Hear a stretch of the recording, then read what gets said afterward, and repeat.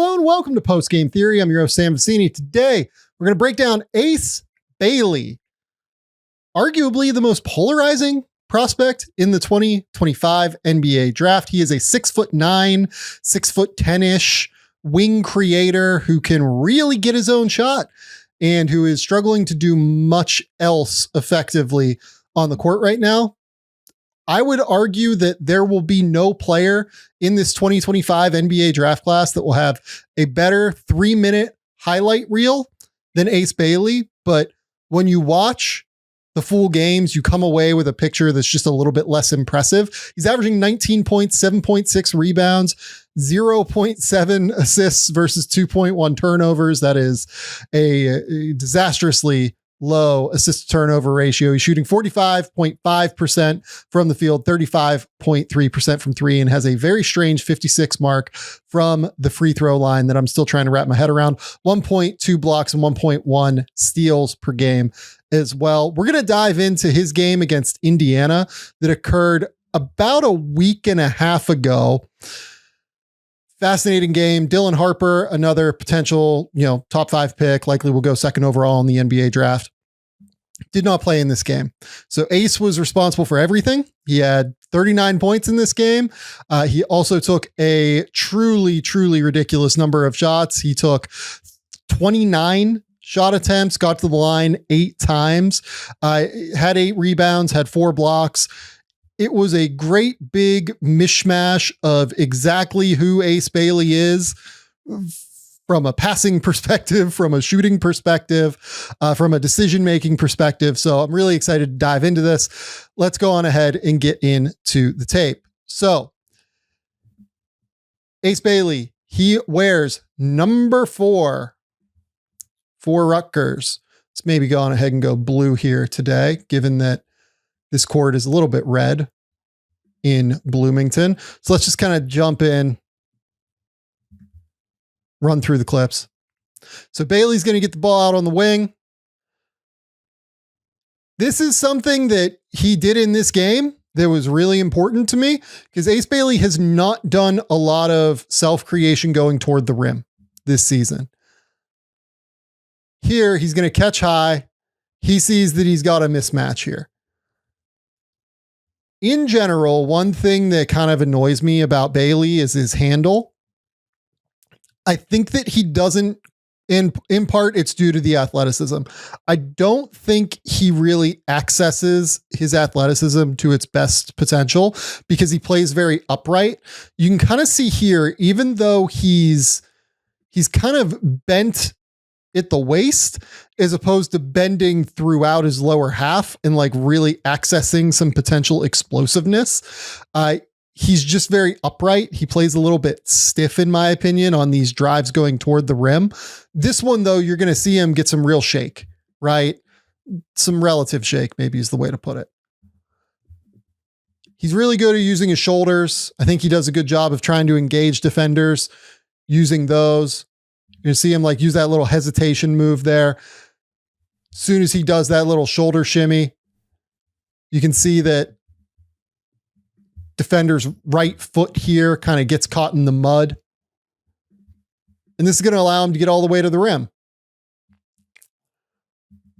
I love the pickup here.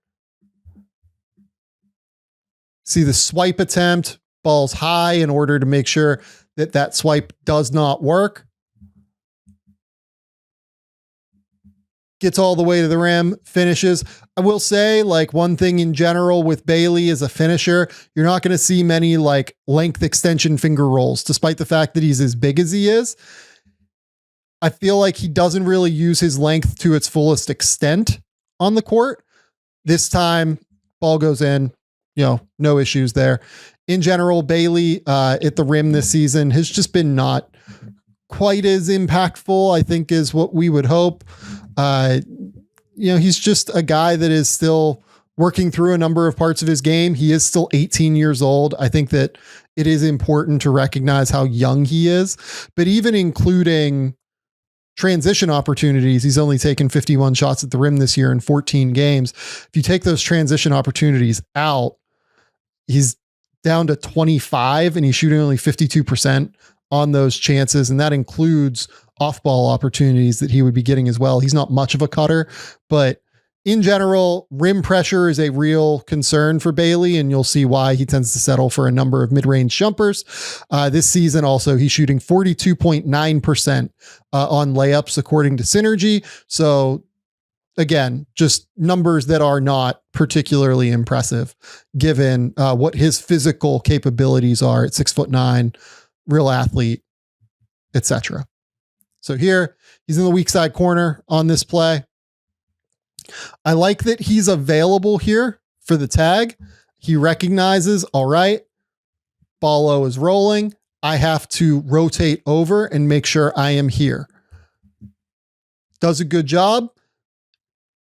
The issue is he has absolutely no idea where his man is when he goes to recover. So he shoots out to the corner there.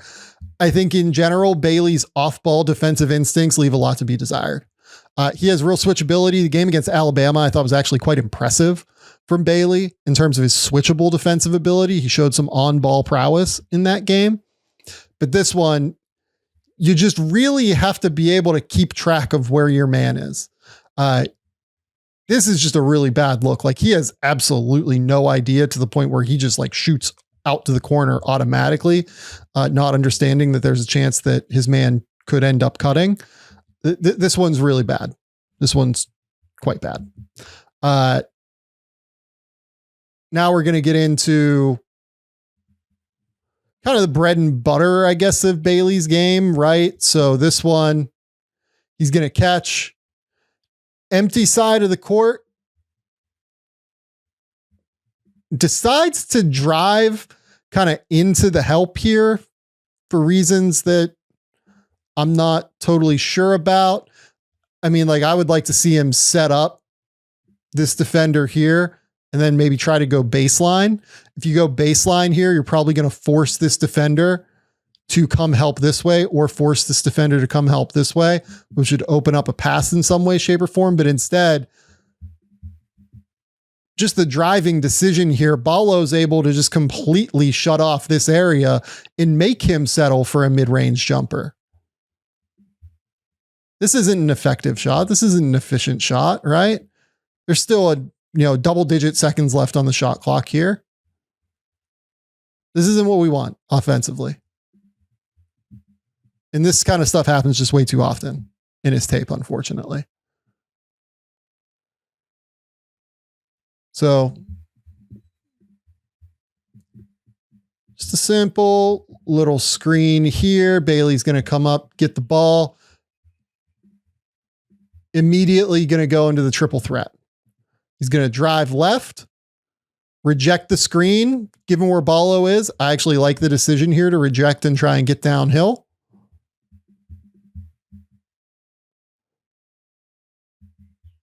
But you have a guy here in Oumar Ballo who is not fleet of foot, not a good defender. We can just call this what it is.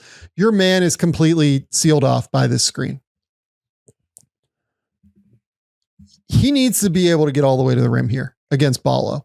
Ballo is going to be slower than any NBA big, frankly, that he's going to face. That's the reality here.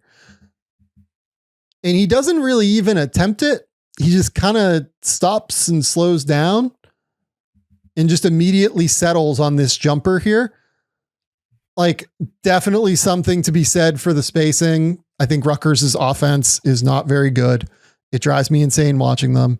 Absolutely 100% a criticism worth making that makes Bailey look a little bit better.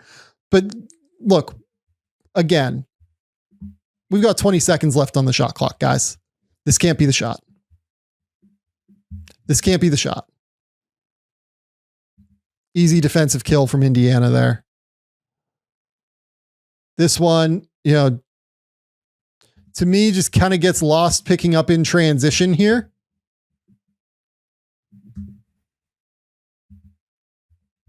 And you can see why. He's just ball watching, right? You've got a man here. You very clearly got a man on Ballo. Got a man here. You got a man here. You can maybe if you want to be very generous, make a case here that this guy's eventually going to track back to Ballo.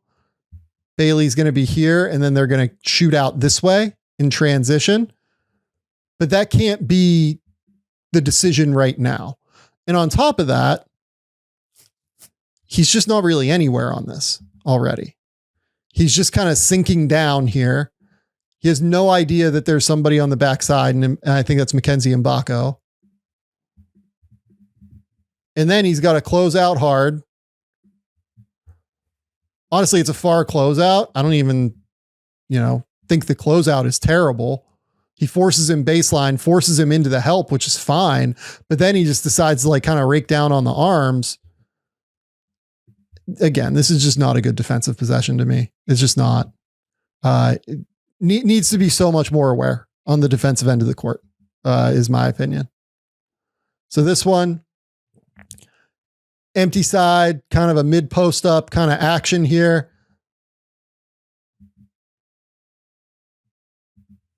I mean, he can do this stuff. This is very much what he's capable of. Jab step. Look, you've got 9 seconds left on the shot clock. Rutgers' offense is not very good. They don't really have many other shot creators here. This is one that I think you can, live with and be pretty okay with. I don't think Rutgers is probably going to get a better shot than this at the end of the day.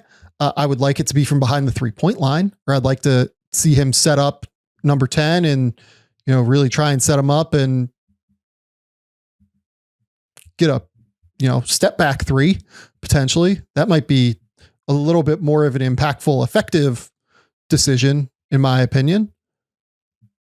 3 is greater than 2, but by and large, to me, this is an okay play. You have a mismatch with Luke Good. It's fine. It's totally good. This is the shot that you can take. So here, on ball just gets kind of toasted here.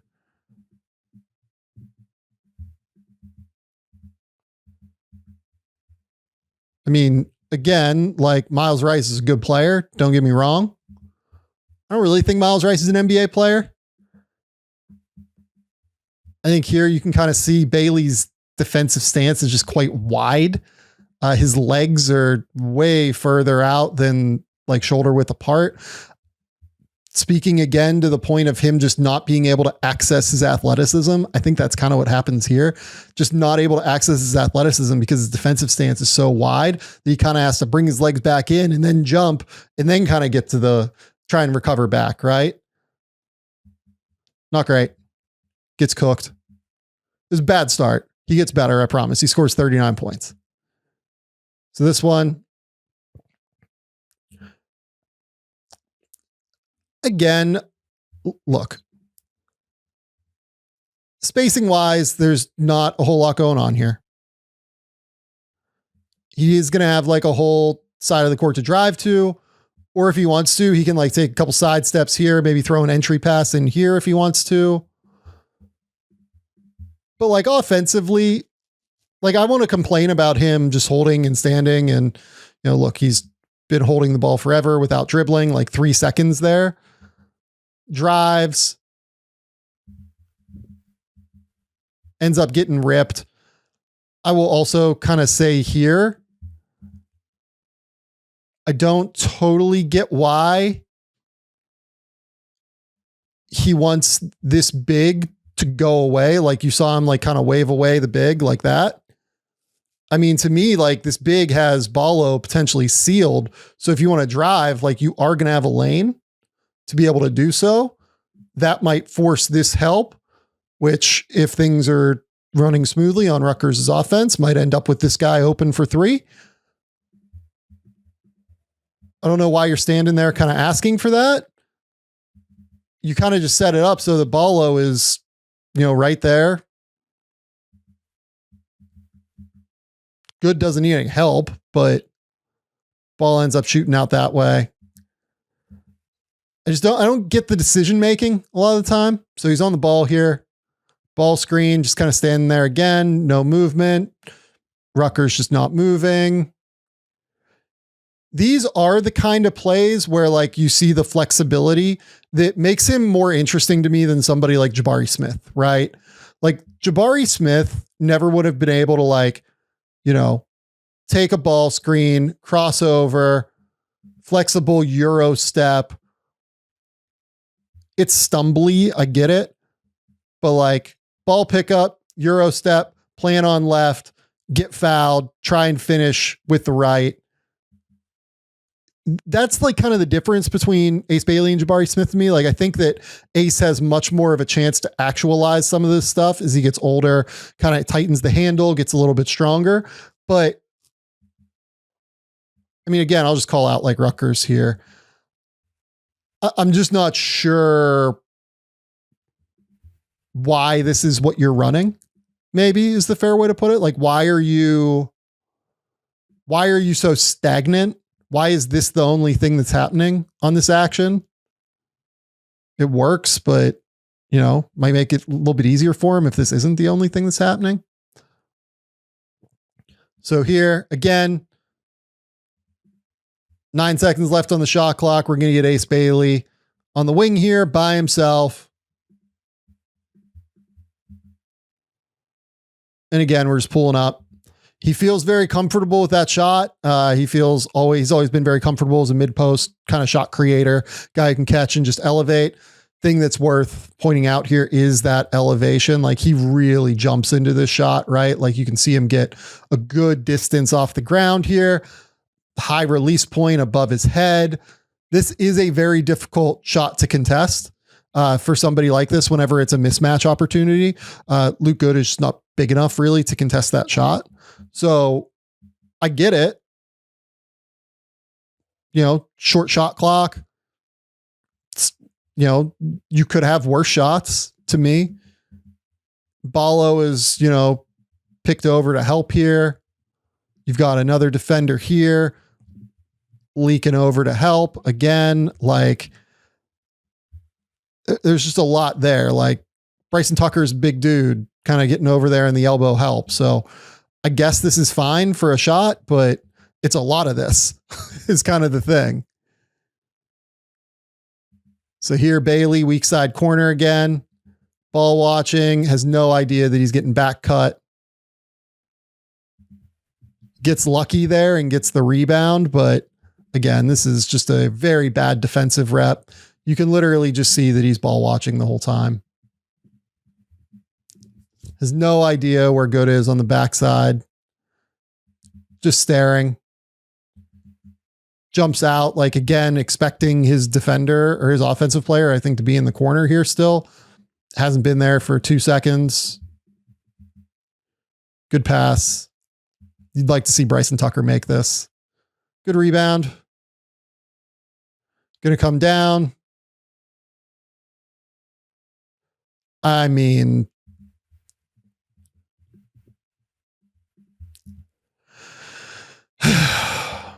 okay. Okay.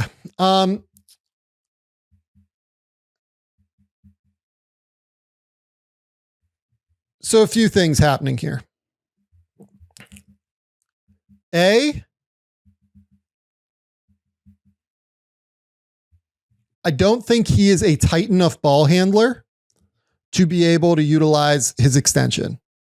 Like somebody that is this long with this kind of high hip situation, like he should really be able to use his legs to extend out and be able to get to the rim. But if you look, his legs are always kind of like right underneath him.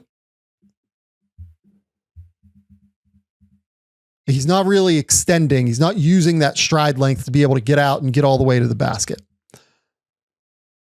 Okay, number 2. And why does that matter here? Okay, if you use your strides and like really power up through this, you probably beat Bryson Tucker and your big has Ballo sealed off already. So you might have a shot at the rim. Okay, that's point 1. Point 2. There are 24 seconds left on the shot clock. I do not care that this ball goes in. This can't be the shot. This is a step back. This is a ridiculous shot. This is one of those shots that absolutely unequivocally proves how impressive he is as a shot maker. And like I said, if you put together a 3-minute highlight video of Ace Bailey making shots like this, there's nobody whose 3-minute highlight video is going to be more impressive than Ace Bailey's this year. This can't be the shot. You need to pull this out.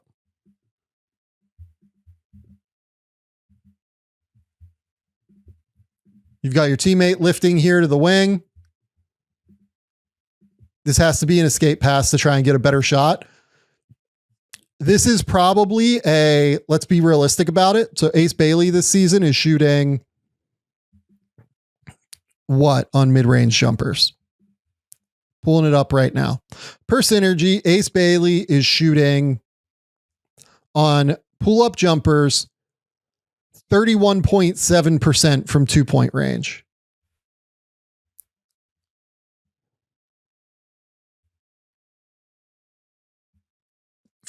He's taken 30 pull-up jumpers, or no, he's taken 30 jumpers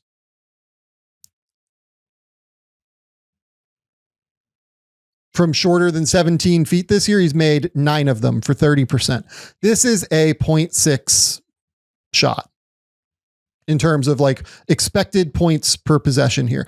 Honestly, it could be less given that he's got a contest coming from the side, contest coming from the front. He's a great shooter. Like, I'm willing to say he maybe makes this 30% of the time. That's a really high number here. And you get the 1 foot balance. You get the knee coming up in order to create the little bit of separation. You get the super high release point.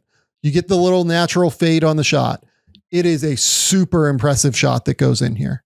It is super impressive that he makes this shot. Decision-making wise, this can't be the shot.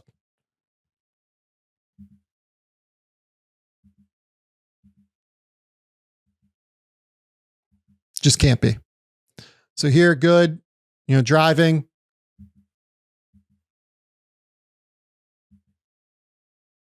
This one, again, he makes it. Little floater. Good footwork here. I like the pivot, spin back, get to your little touch floater shot here. Cool. I mean, I would personally at some point, it's more of a buildup for me with him than anything where, okay, you get the help coming here, right? And again, Rutgers' offense looks catastrophic from a spacing perspective. Look at this. What are we doing here? You can't have all 3 of these guys in this spot. Absolutely can't have them all in this spot. Unacceptable spacing.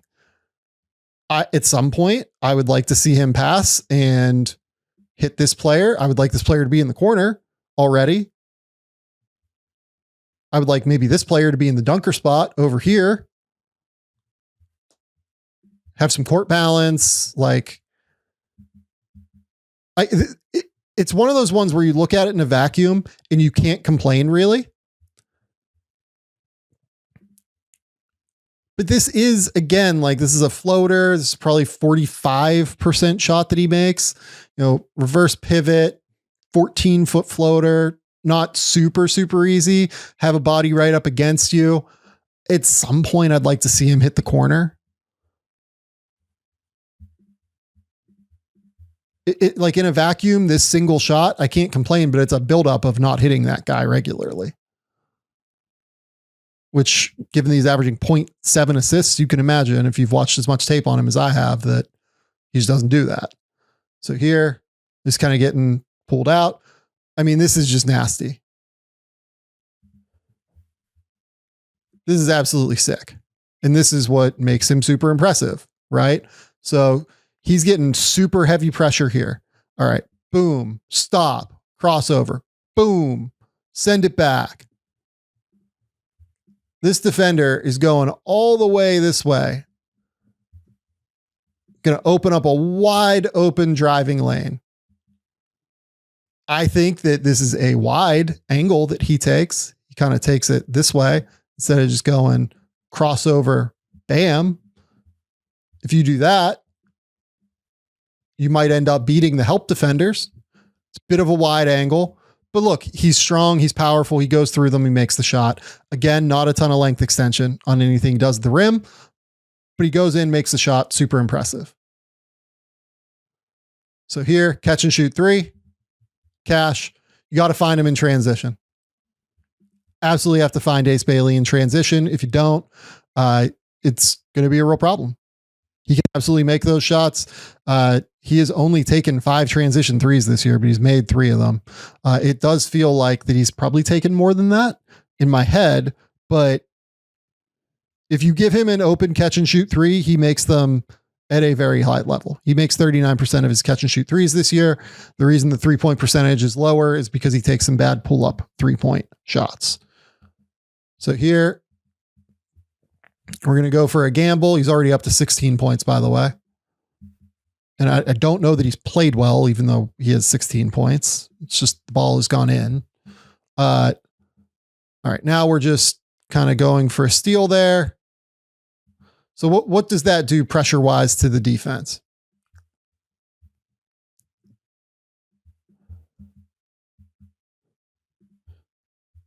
So here he is responsible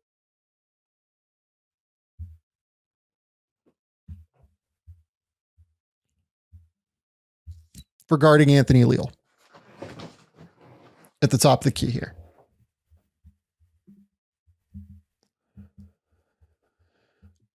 Because Anthony Leal is going to catch this ball and he's going to be able to drive, he's going to force this help defender to come up and stop his immediate path to the rim. This defender kind of stunts at him and then tries to recover back. That is, who is that for Rutgers? That's going to be...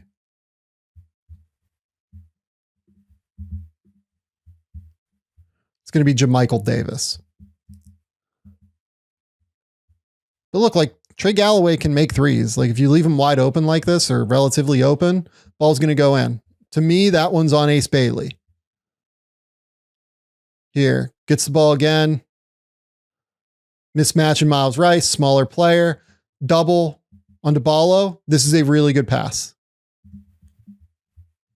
I put this one on here because he can do it. It's not out of the realm. He just doesn't. So he feels the double. Figures out where the man is. Throws the cross court pass. I think I don't know who he's throwing this to, honestly. When he throws the ball, I think he's throwing it to number 25. Maybe he's not. Maybe he is throwing it to A-Cuff here. Ball eventually gets out to Jeremiah Williams. Williams is able to draw a foul. But to me, that's good. Like he threw the pass. Like if you're Ace Bailey here, you have to throw the pass. And he did. He deserves credit for throwing that pass. So here, wide driving angle.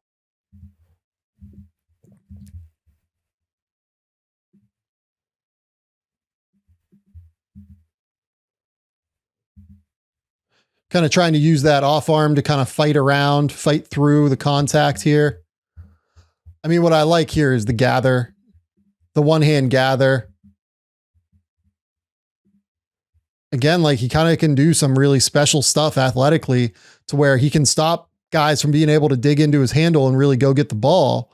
And this one, he does it. They decide to foul eventually. Pretty good. He has to make his free throws. He went 3 of 8 on free throws. He's shooting 57% from the line this year. None of this really works because if you're going to shoot 57% from the line, teams should just foul you when you go to the rim. But also, like, he doesn't shoot at a high enough percentage of the rim on his layups. He's shooting 42% on his layups too. So you can see why this is kind of like a house of cards a little bit from time to time with Ace. So here, good closeout.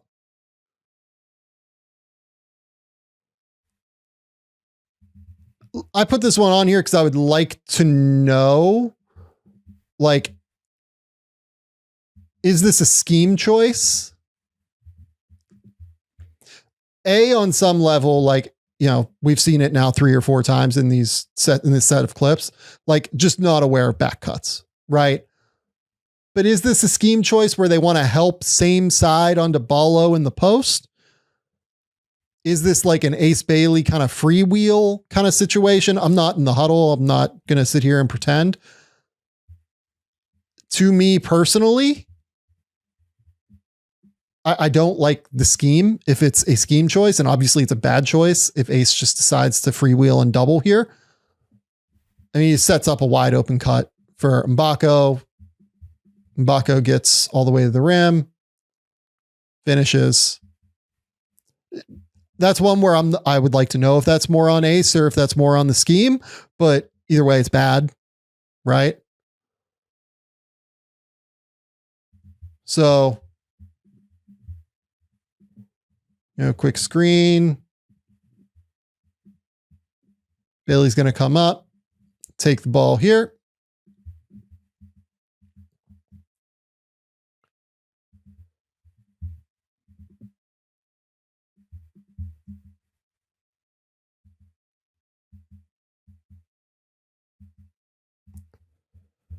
Okay. Again, screen here isn't bad. Instead of taking this ball on a curl, you can't really curl immediately because of where the ball's placed. But also, like, because of the way he comes off of this screen, the ball is placed there because of him coming all the way out here. If he comes off this screen a little bit tighter and is downhill a little bit earlier, I think he can probably get by Ballo here. Instead, he just decides to stop and pop. You have a few options here if you're him, right? You can stop, you can survey for a second, keep your dribble alive, let the roller roll to the rim here, maybe bring this tag, and then maybe hit the corner, because the corner should be open at that point, or the wing, while this player recovers. Sorry, this player recovers. What you don't want to do is take a contested 20-footer for 2 with 19 seconds left on the shot clock. Bad. Don't like it. Don't like it.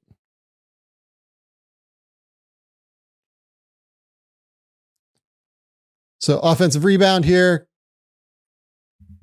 Good work. Makes the shot. I like that he's engaged here. He's watching the ball.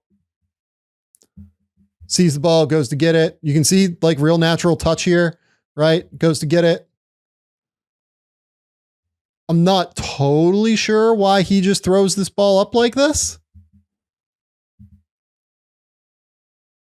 Like, this is far for what is essentially like a tip-in move here. He's kind of like throws it at the rim. Ball goes in. I mean, great touch. We know that he has great touch.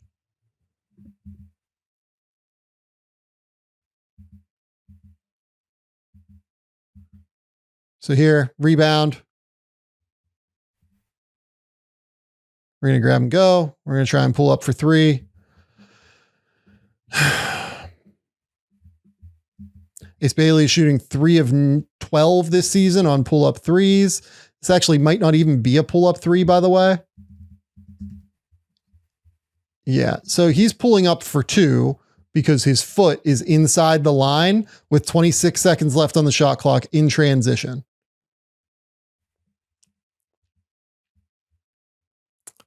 Do I need to say more?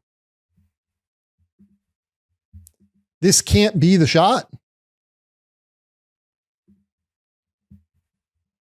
Just period. By the way, you've got 2 defenders here. Mbako's kind of working with the trailer. We got a wide open kick out here to Martini, who's a real shooter. Maybe that forces the help here. Get it down to the corner. Off the reversal.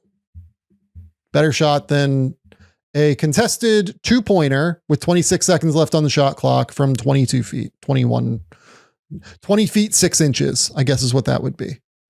Yeah, doesn't work. This one, really good defense. Sees it early. Rotates across, sees that he's going to be the last line of defense, and you see him just get that arm up. And you see the athleticism, left-handed as well. He is not left-handed. That is a super impressive block against a big man that is super strong, available, great work. Does end up kind of flying by on the second one. Feels like they both kind of drive toward, there's no communication here between these two. The big and Bailey. Bailey ends up going back to Ballo, just completely falls for the pump fake. Easy dunk. I mean, it's always like one good, one bad with Ace. It feels like a lot of the time. This one just gets completely inside outed. Easy bucket. This is hard. Like, this is a scramble situation, right? But he does a good job. Like, he gets there, picks up Miles Rice in transition. He's there. You can see he's in a defensive stance to start, right? He's bent. Ready to slide. And then what happens? Just kind of hops up. Loses all his momentum by hopping up, right? Loses all of that balance, all of that ability to keep sliding. Miles Rice just inside outs him, gets all the way to the rim. There's so much work to do on defense for Bailey. There just is. This one goes up and gets it. I'm intrigued to know if that was a goaltend. I mean, they didn't call a goaltend here, but I do like that he is aggressive going to get balls on the weak side of the rim. I think it's close. I'm happy with a no call, but it's close. Goes up and gets it. Good work. This, unfortunately, just was a backbreaker for Rutgers.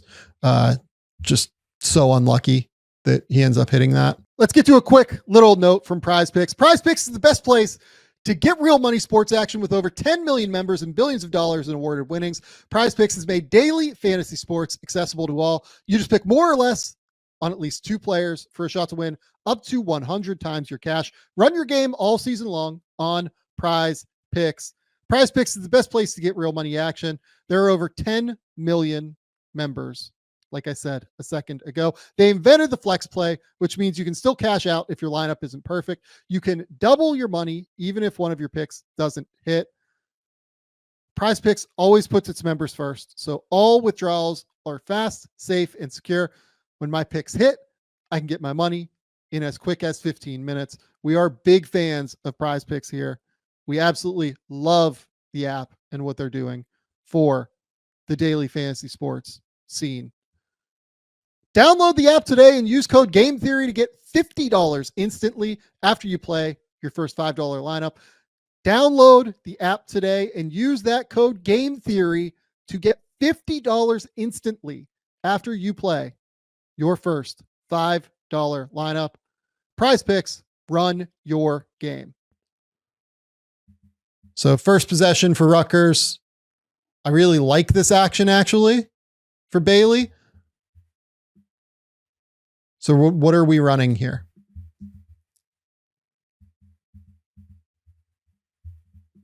So Bailey's going to come up, set a screen. I think that's Davis is going to come around, and then you're going to have just a little flare for Bailey to come across. And then you're going to get into a DHO as Bailey continues to come across. So Ballo, in my opinion here, does a good job of cutting off a potential drive with this show.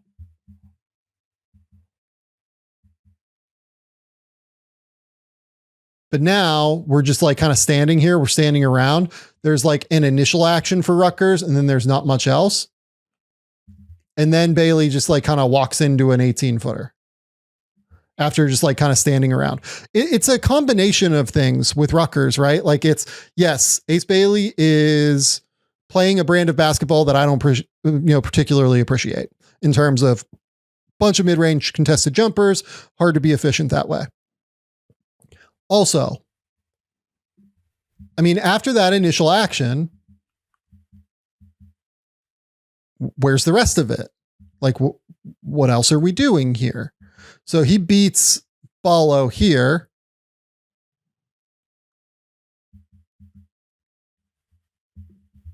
You've got a cutter coming here who nobody really has any idea about.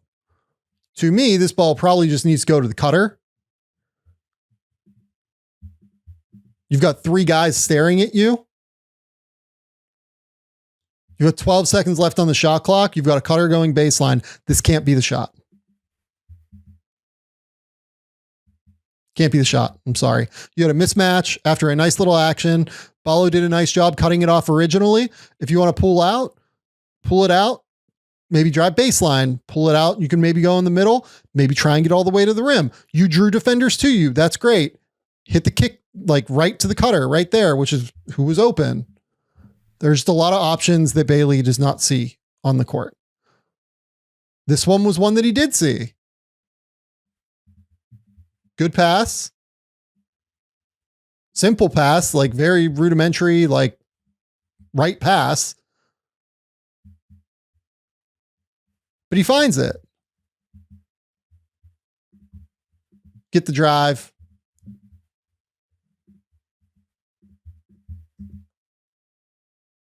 Foul. Good work by Williams to draw it. So this one, high ball screen for Ace.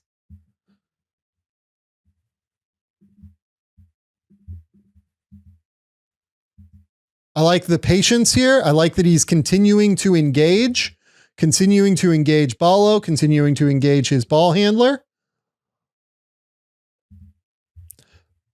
But the reason I like it is because you're continuing to create opportunities elsewhere where players are open. And he just doesn't see that. So really, this ball either has to go here, as good as helping onto the roll, or it has to go to the corner.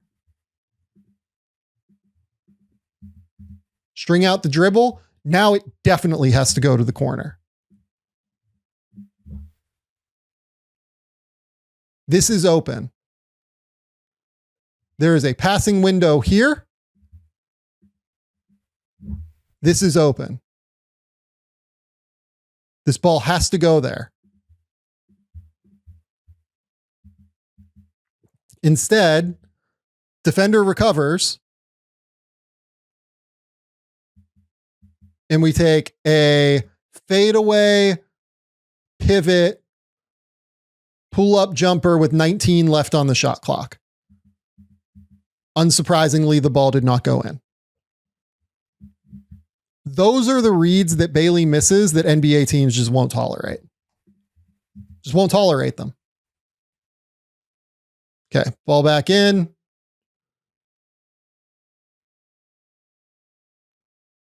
Tries to get to the rim here.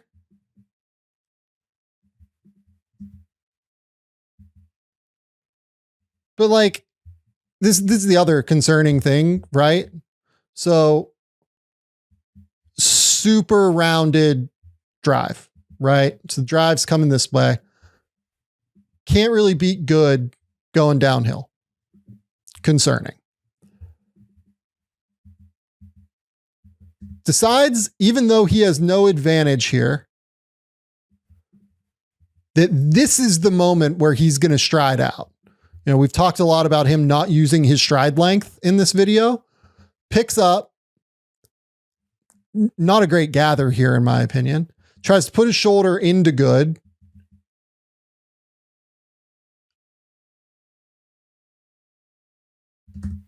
and goes up for like a terrible, contested shot. You really probably on this one, A, good work by Mackenzie Mbako staying home, but B, just don't pick the ball up. Like you have no advantage here. You can't pick the ball up and try and go for this shot. Doesn't work. So here, again, defense, good tag. Great work. There for Ballo, sees the ball going out, gets out to Mbako.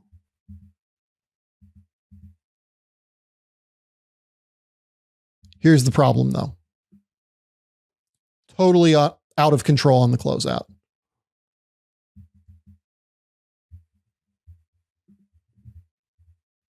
That's not even like really a pump fake. That's just like him like faking setting for the shot.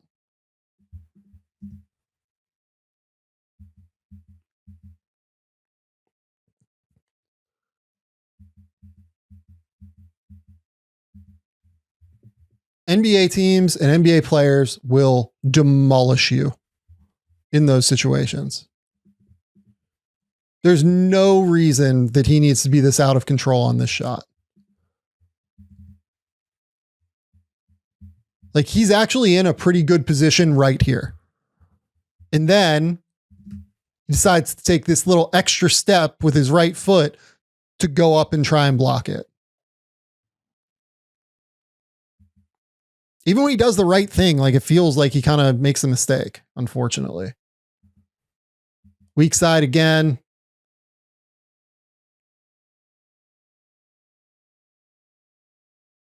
This one, he just kind of lets Mbako get inside of him here and seal him off because he's just ball watching the whole time. He's just ball watching. So realizes that Mbako is here. Head is just turned to the ball from this point forward. So head is on the ball. Head's on the ball. He does look to see where Mbako is there. Still ball watching. Gets face cut. Still watching the ball. Still watching the ball. Not fighting for position. Not trying to get a defensive rebound here. Mbako just walks in front of him and gets the tip in.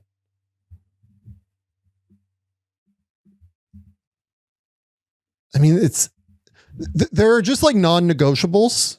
And the guy had fucking 39 points in this game. And I'm sitting here complaining about almost everything. It's the Ace Bailey experience in a nutshell and like to a T. This one, I mean, why?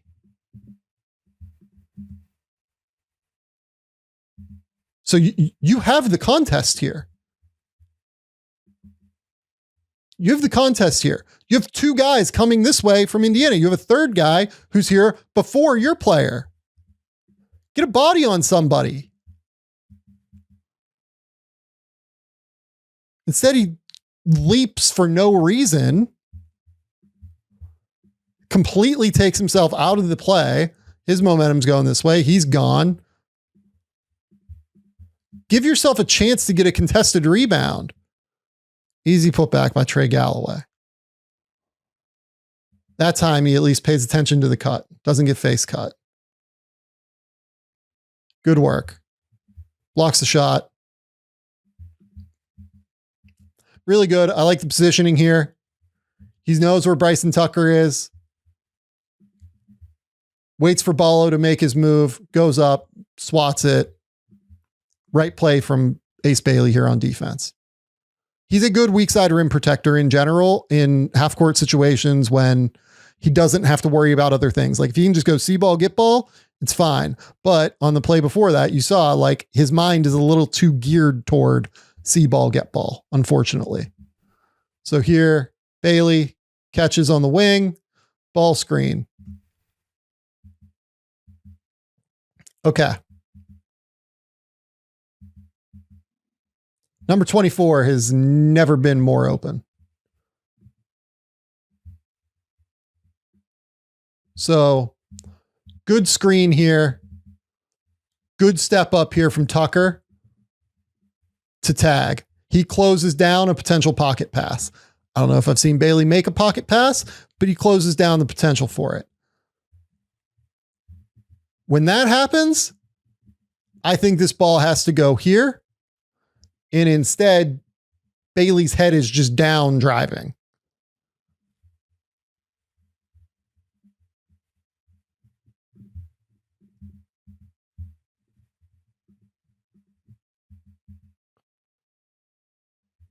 We'd like to see is maybe stride out, just a little wrap around here, put it in this spot right here for number 24, feed your big man. Number 1 is coming over. Number 1's there. That means you've got 25 wide open in the corner here. Still have number 25 wide open in the corner. And instead, 15 seconds left on the shot clock. Double teamed. We're going to throw that shot up. Ball went in, so like the result's fine, but the process just continues to be really bad here. So strong side into weak side this time. Recognizes that he has to be the weak side tag. Really good work here. He is available as a tagger for the most part. Like he doesn't really miss those, which is a good sign. Like that makes me think that some of this like can be fixed. Like he's aware, he gets here in a timely manner, he's available, and he gets the strip. Really good. That's excellent. That's exactly how you teach it. That's exactly what you want. This one, we're going to get into a couple of movement threes here. So nothing too complicated here. Just going to set a screen. Bailey's going to come to the corner and I think just drill a 3 here on a fadeaway. 19 seconds left on the shot clock. I'm actually fine with that shot. That's a good shot. He drills it. This one again. Screen. Screen. Bailey's going to come around to the corner. Good, recognizes it. Beats him to the spot. Great recognition here from number 10 in white. But again, like he just can't contest Bailey. Look, this is a 19 seconds left on the shot clock again. Fade away 3 from that spot. I don't love it personally, but I'm not opposed to like a random heat check here and there. This feels heat checky to me. Okay. Back-to-back threes. Drills it. Kind of gets Rutgers a little bit back into it at that point.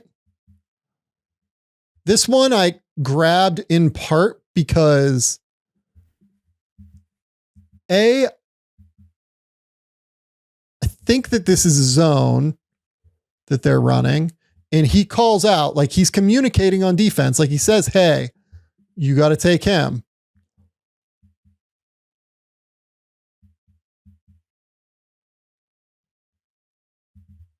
I actually don't really think that this is his fault in the zone. I would like to know more. This looks like a matchup-y kind of zone situation to me. So I just would like to know more about what their rules are more than anything in terms of like assigning blame on who left this guy open.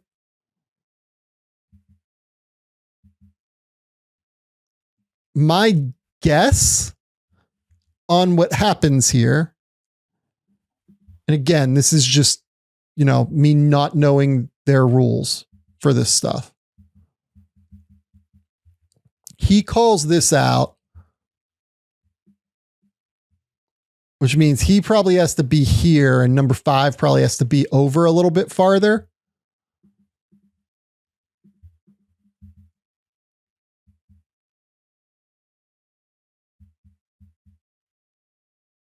If number 5's over originally, he probably gets over this Ballo screen.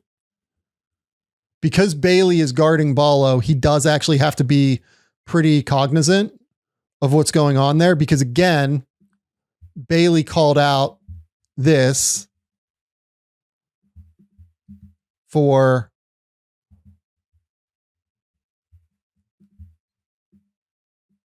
you know what though? Maybe Bailey shouldn't.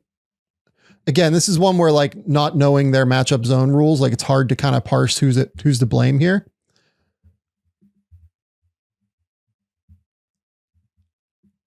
Bailey is probably right to call this out.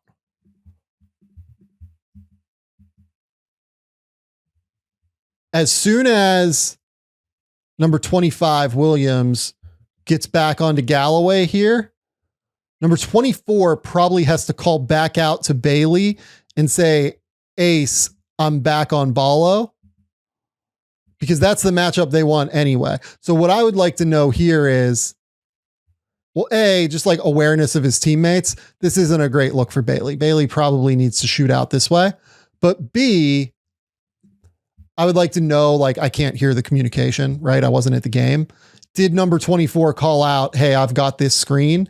Because if he does, then Bailey does have to go to the corner. One of these two has to go to the corner. It feels like a real miscommunication here. Yeah, number 24 is calling out to the corner. So Bailey is just not paying attention here. Yeah, so this is on Bailey as I look at this. And even after he calls out, he takes another step toward Rice. Yeah, this is bad from Bailey. This is actually quite bad from Bailey.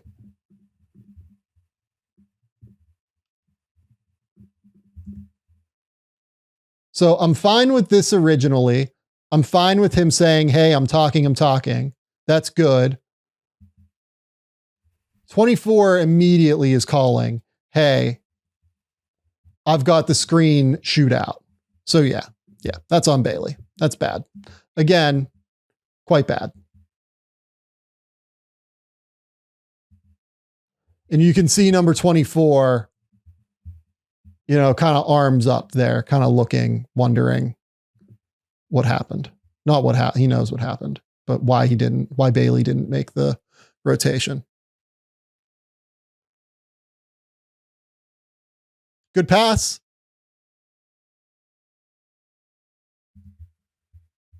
Hey, we're going to call out all the misses. We're going to call the passes out. So does a good job. He's got 3 guys on him. Eventually picks up the ball, figures out I need to go somewhere with it.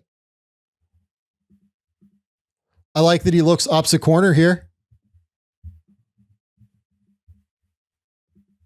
That's good. Puts good zip on the ball, puts it right in the shooting pocket. The fact that he put it right in the shooting pocket allows for the quick reversal up.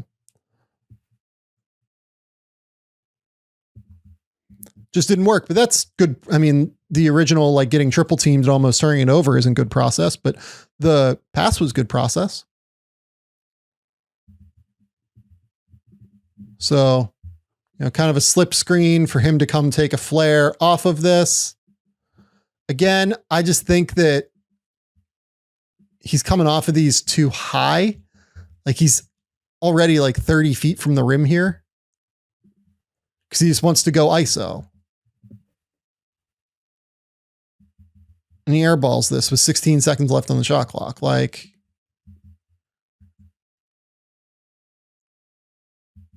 yeah, this isn't great.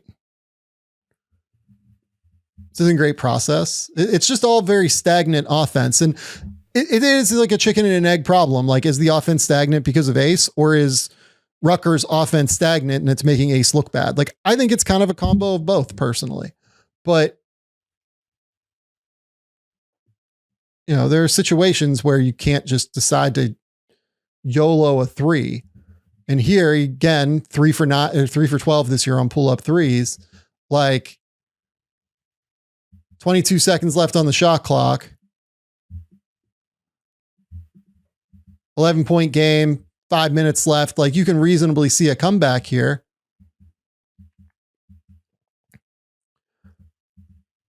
And this is just like a super stagnant offense shot. Like, I would bet you Indiana's scout was, if he wants to take a pull-up 3, let him take a pull-up 3. If he wants to take a pull-up from 20 feet, go ahead and take a pull-up from 20 feet.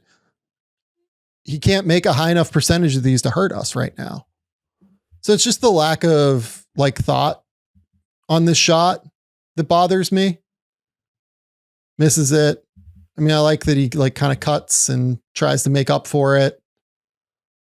Ballo like cuts him off here. And he decides to YOLO up a Dirk fadeaway. Because what happened before that, he cuts, puts the ball on the ground once, and just gets like totally stood up by Ballo and has to pick up the ball. Right? And now we're in trouble. Now we're standing here. This is just an escape pass to me. Like, just get this ball back up to Martini here, number 99. Start the offense again. You have 16 seconds. It's all good. And instead, he just kind of yeets one up. Not great. Strong side corner.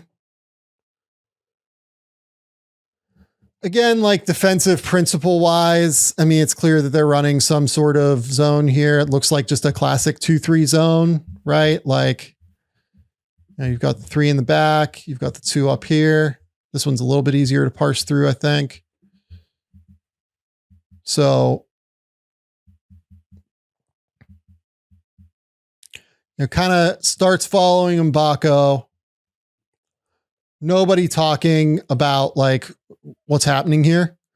Really, this should be like Ace's communication here, that he has to say like, hey, someone go to the corner. Someone, like, we've got a man in the corner here. But he does need to stay in his position. Like, he needs to stay like, in this vague area of the zone.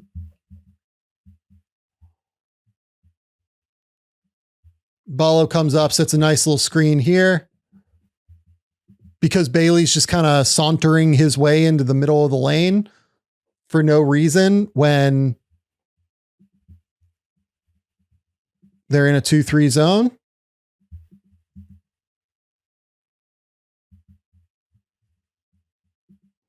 I mean, look, like everyone else in their right spots. And Ace is in the lane for no reason here. Really, he needs to be just like up here somewhere in order to stop that from happening. Can't just be sauntering into the middle of the lane. Drills it. 14-point game. Bailey tacks on some at the end here. That one's super impressive. Like, you look at that, like, it's just like, okay, I can see how this works at the next level. I've got a mismatch. I've got Umar Ballo on me. Okay. Head down. Best example of what I'm talking about in regard to the bend, right? Actually bends his legs here instead of just bending at his waist, right? And bending his back. Bends at his legs here, and he's able to just get in a straight line downhill toward the rim. Now, again, still doesn't really actually get all the way to the rim here after the gather. And it ends up being a floater instead of like a real shot at the basket. But I like the bend. Like, I like that he actually bends his legs here and gets downhill. Gets the pad level below Ballo's pad level here, so to speak. And throws up a floater. Like, yeah, would I like to see the kick out? Probably, I guess. But if he's actually going to like get downhill and get into an area, use those long arms to be able to use that, windmill gather move that he's super comfortable with. Sure. I'm just like happy with the baby steps of like, hey, let's actually try and like use our athleticism properly here. Does so, gets all the way to the rim, score, or gets to the 8-foot mark, scores. So, again,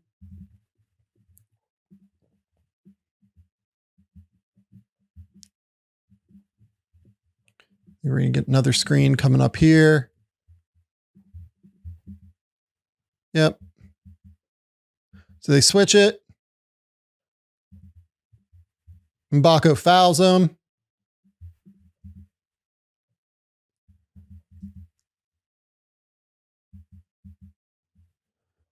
This one I have less issues with. Like, you're down 14, 3.5 minutes left.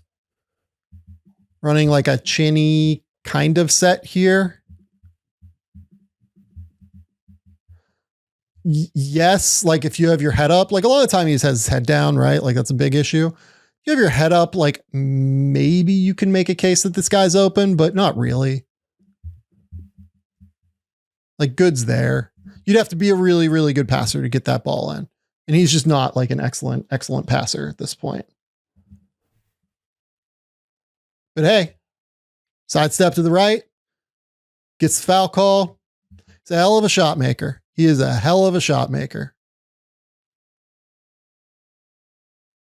I mean, this one, like, okay. So double teamed. 1, 2. Really triple teamed because Ballo's right here. You have Martini hopefully going to the corner.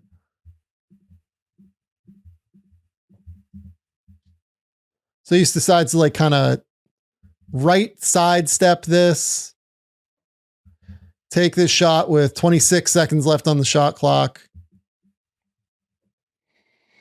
I think I've said it like a dozen times this video, but this can't be the shot, obviously. Like 26 seconds left on the shot clock. Down 13. It just, this can't be it.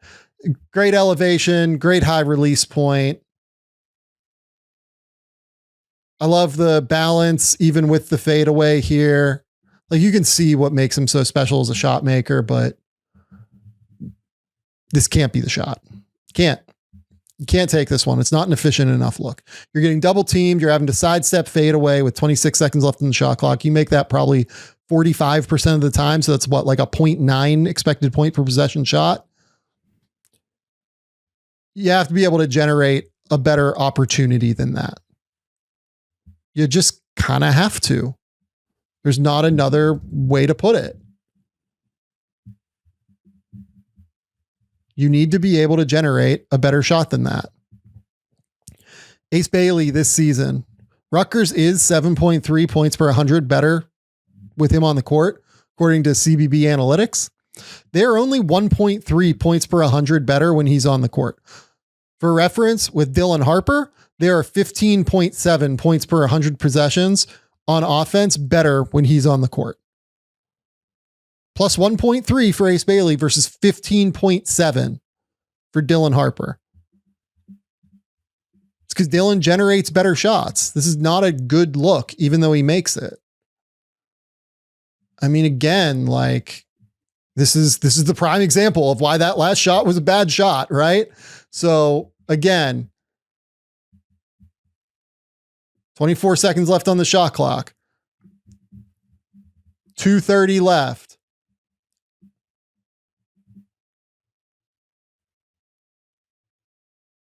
It's a bullshit shot. Like, I get it that Dylan Harper's not on the court for this game. I get it that like Rutgers is under talented. That can't be your best look. A corner contested 3-point pull up with 23 seconds left on the shot clock can't be your best shot. Again, they get back into that set that they've been running the whole game. You know, Bailey kind of slips around. Martini here, screen for Bailey to flare.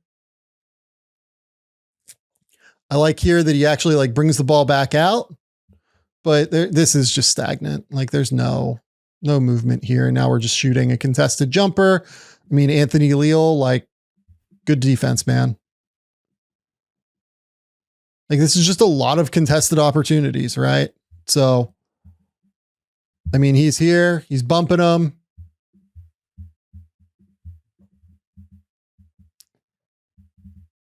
Again, like very wide attempted driving angle here, which allows Leal to stay in front. 13 seconds left on the shot clock because he's kind of killed the shot clock here. I mean, hey, like, you know, it'd be cool. Ballo knows that he's going to go up for this shot, but like, what if you just decided to like kind of slip this back to Jeremiah Williams, right? Like just something small. Or what if you decided, so here,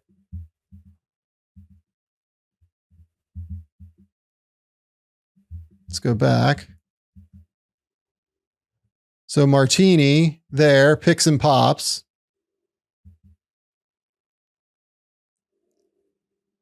Got Miles Rice in the corner. Bailey decides to drive middle. No, that's really it. No, this is just a very stagnant bad possession. Ball goes in, whatever, but I don't like it. And then he like celebrates with the too small, I think, afterward. Is that what he did there? Yeah. Yeah. That's what that was. Goes to the ground with the too small.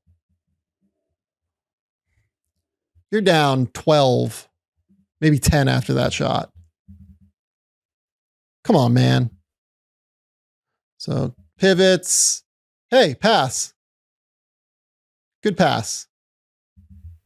Teammate missed it, but like you got doubled here. You got cut off and one dribble. Good work by Leal here. Williams flashes to the middle. Good cut by Williams to the middle. That's a good pass. It's the best pass he's made all game. That's good work. And then this one, I think this might be the last play. Ball screen, we're just trying to get the ball to Ace. This one he makes at the rim. Again, I'll note, like, I'd love to continue to see the rim pressure. Hasn't done it this year, but I'd love to see it. Good work here against Galloway. Kind of gets downhill actually against Galloway here, which is good to see. Now again, that windmill gather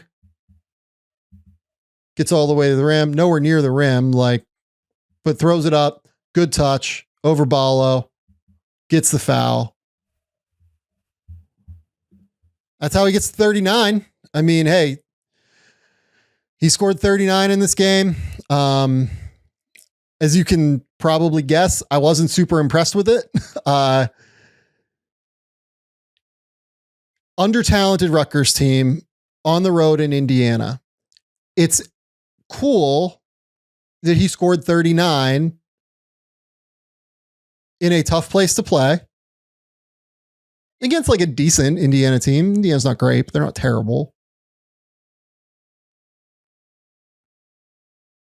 There are just a lot of issues here, right? Like he's a great shot maker.